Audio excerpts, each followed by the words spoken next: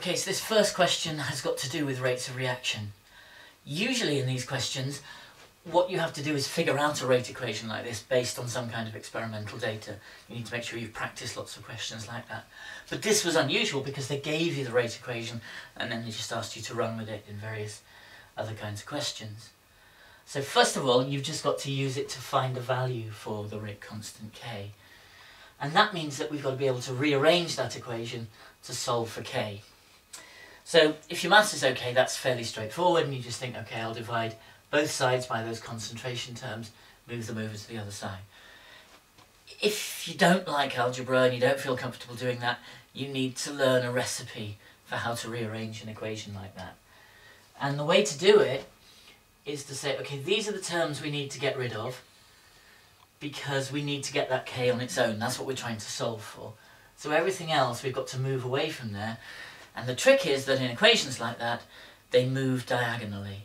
And you can use this for rearranging rate equations or equilibrium constant expressions. They move diagonally over to the other side, so if it's on the top line here, it'll move to the bottom line on the other side, and vice versa. So it moves across like that, and that gives us our rearranged equation, which is rate divided by those concentration terms, H2 and NO squared, is equal to k. And then we can just plug the numbers in from the paper. So we've got that that's equal to the rate is 3.6 times 10 to the minus 2. The hydrogen concentration is 1.2 times 10 to the minus 2 on the bottom line. And we've got to be careful with the NO. Notice that it's got to be squared. And it's a big danger in these, that although you may write squared in the rate expression and in the rearranged rate expression, you've still got to make sure you remember actually to do that squaring on your calculator. So always double check you're working against the expression you're working to, because it's very easy to forget to do that. So that will be times 6.0 times 10 to the minus 3 squared. And if you do the number crunching on that, that comes to, well, your calculator value is 83,333, and that would be fine if you wrote that down, or you can put it in standard form, and you can also round it off if you want to, because these data are only two significant figures. So if you've got 8.3 times 10 to the 4, for example, that's also absolutely fine. Now, the units are the slightly trickier part here. Because this is quite a complicated expression, you've got to figure out how the units all crunch together to make the final one. And again, you can either do this algebraically if you're comfortable doing that, or you can learn a cheat method, which we'll do in a minute.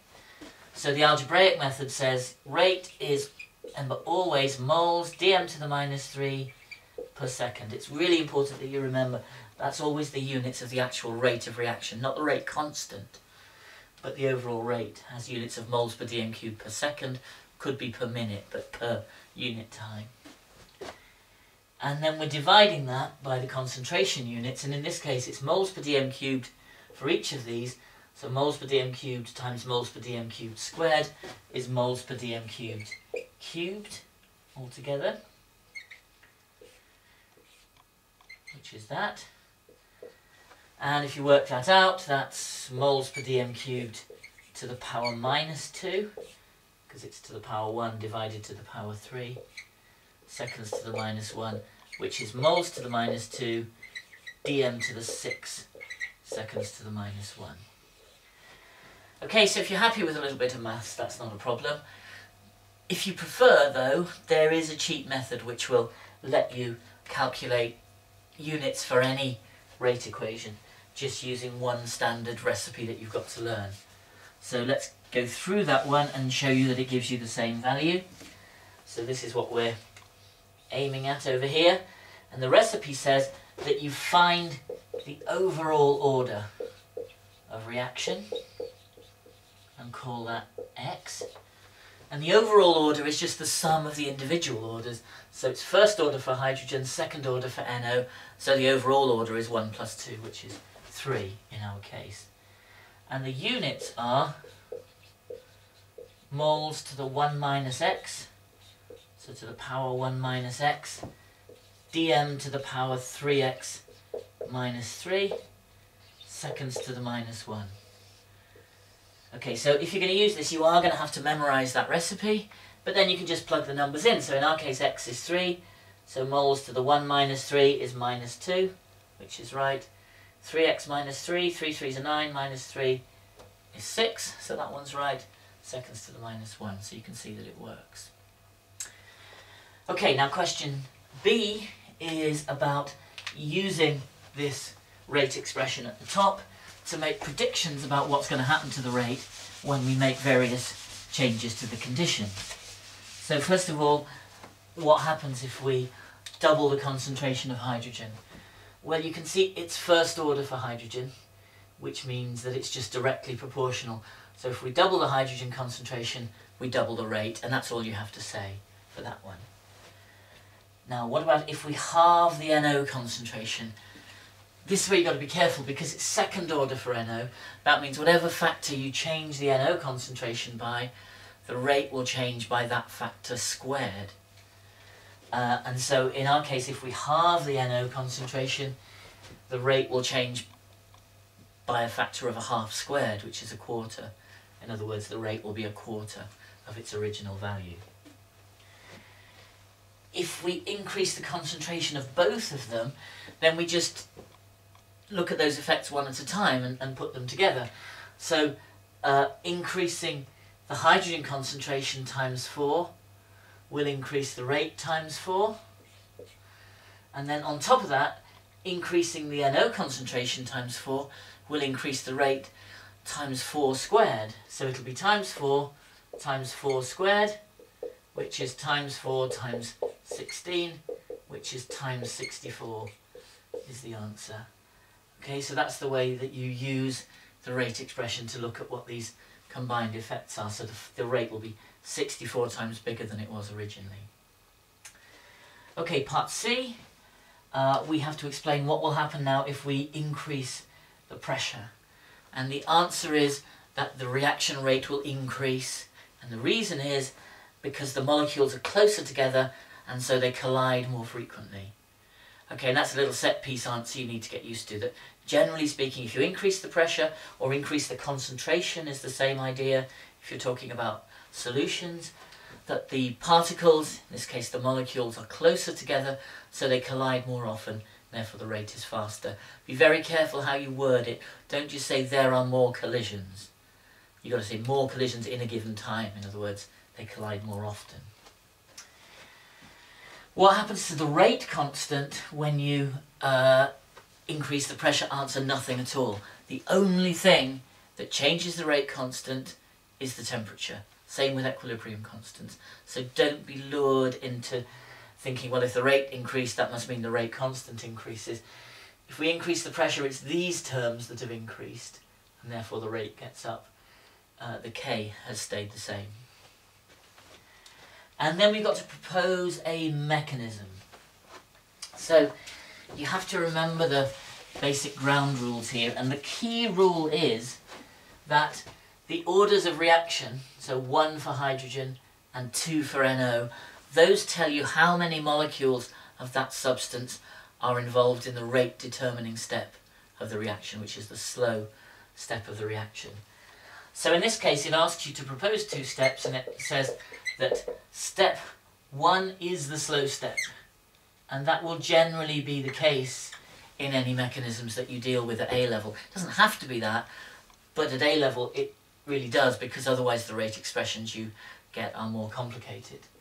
So step 1, which it's told you in the text is slow, that means if it's slow it determines the rate. It's the bottleneck in the mechanism that controls what the overall rate will be.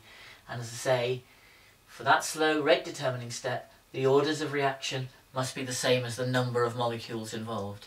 So there must be 1 molecule of hydrogen only, because it's first order, but there must be 2 molecules of NO in that slow step. Now, overall, when we put the 2 steps together, we know what the overall reaction is. Has got 2H2 plus 2NO. So both the NOs are coming in that first step, but only one of the hydrogens is, and the other hydrogen will have to come in step 2. But let's think, okay, what are we going to turn those into in step 1? And the answer in general is you can turn them into whatever you like, so long as, if it's something that doesn't appear at the end, you then destroy it again in the second step. But usually the best thing to do is to look at what the final products of the reaction are. So again, it's given you the overall equation in the text, gives you N2 plus 2H2O down there. And the sensible thing normally is to say, well, can I make any of those products out of the stuff I've got just in the first step? And of course the answer is yes, I can. So for example, I could make one of the water molecules. So let's make that into H2O. And what does that leave us with? Well, it leaves us with 2 nitrogens and an oxygen. So how about that? That would be a possible first step. It's by no means the only one. You could do other things, but that seems reasonable because we know we want waters in the end, so putting one of them there is going to help out. And N2O, we don't want that, so that's going to have to come back and be destroyed in step 2. In other words, it's going to have to be an intermediate. So we'll put our N2O down here. What else do we have to have in step 2? Well, as we discussed, in the end 2 hydrogens have got to react. Only one's come in so far, so the other one has to come in here. And this can complete the reaction. What else do we need? Well, we need an N2. Okay, so that's fine. Get that from there, and that leaves us with H2O, which is indeed the other product. And if you add those 2 steps together, you'll see that the N2O cancels out because it's on the right there, on the left there, so it disappears. Everything else adds up to give you the correct overall equation. So, you know, these things are slightly tricky, but not really. You just remember the ground rules, and the most important one is that the orders of reaction, 1 for hydrogen, 2 for NO, are equal to the numbers of molecules of each substance involved in the rate limiting step. If you've got a different mechanism, provided it meets that requirement, and provided when you add the 2 steps together they give you the correct overall equation, then that's fine as well. Okay, and that's the end of the first question.